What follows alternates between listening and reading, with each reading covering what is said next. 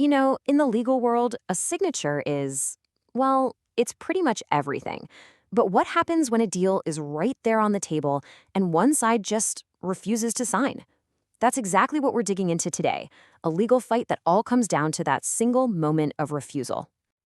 Yeah, it sounds like a simple question, right? But the consequences are anything but simple. What actually happens when one side is saying, hey, the deal is done, while the other is insisting it never even existed? Let's get into it. Okay, so it all kicks off with one very clear, very decisive action: the refusal to put pen to paper on a settlement document. So after looking over that final document, the claimants didn't just walk away. No, they took a really formal step. They went and officially told the court that, as far as they were concerned, no settlement had been reached. And you have to understand, this wasn't some kind of bargaining move. It was a firm legal statement. Now, normally, this would be a pretty clear turning point, right? The settlement talks fail, there's no signed agreement, so the next logical step is to move on to an open trial where all the facts can come out. But yeah, this case took a very, very different path. So, you're probably wondering, why refuse to sign? Well, for the claimants, the reason was crystal clear. The written document just didn't line up with what was actually discussed.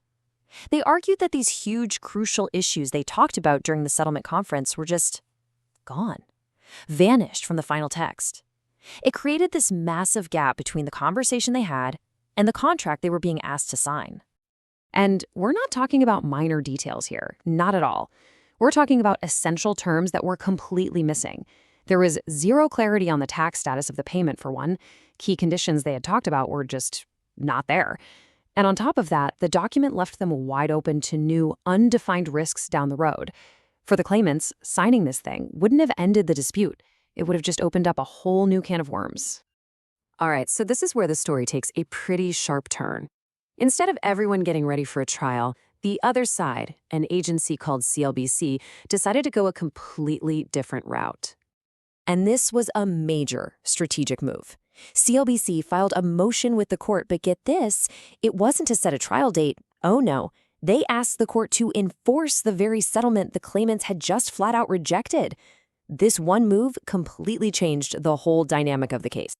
So let's break down exactly what CLBC was asking for here, because it's a lot. First, they wanted the court to just declare that those verbal talks back on July 21st were a done deal, a legally binding agreement. Second, they wanted the court to force the claimants to sign the document. Third, hold another settlement conference. And here's the kicker, a really crucial fourth point. They specifically wanted this new conference to be with the exact same judge who handled the first one.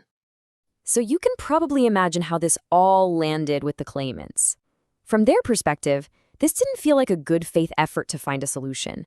It felt a lot more like a high-pressure tactic, Something designed to strong-arm them into accepting an agreement they fundamentally disagreed with and had never, ever consented to in writing.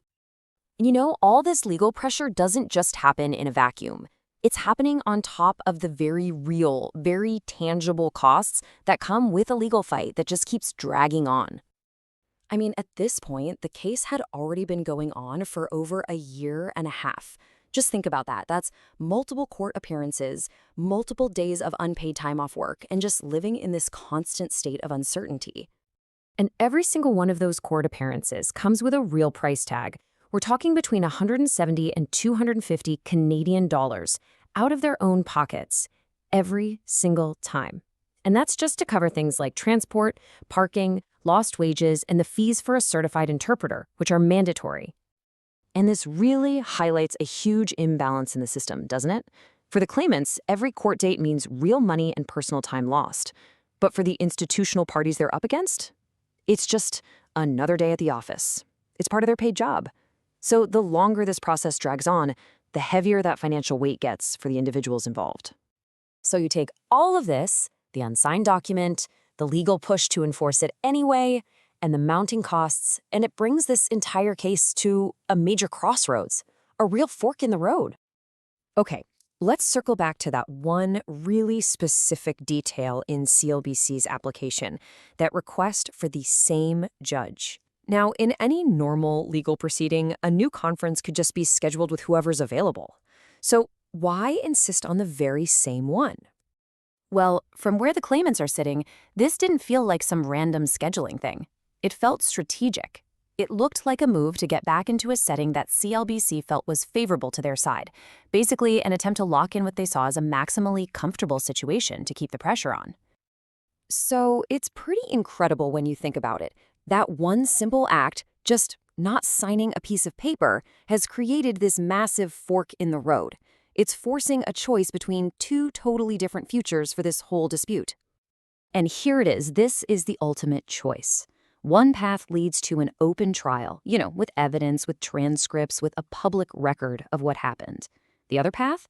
It leads to a forced settlement, one based on an unsigned document that one side is adamant was never actually agreed to. It's an open process versus a compelled conclusion. And that leaves us with the one big question that's just hanging over this entire case. Why would one side push so hard to enforce an agreement that doesn't even have a signature instead of just letting the whole thing be sorted out in an open court? It's a question that really gets to the very heart of what we mean by fairness and due process.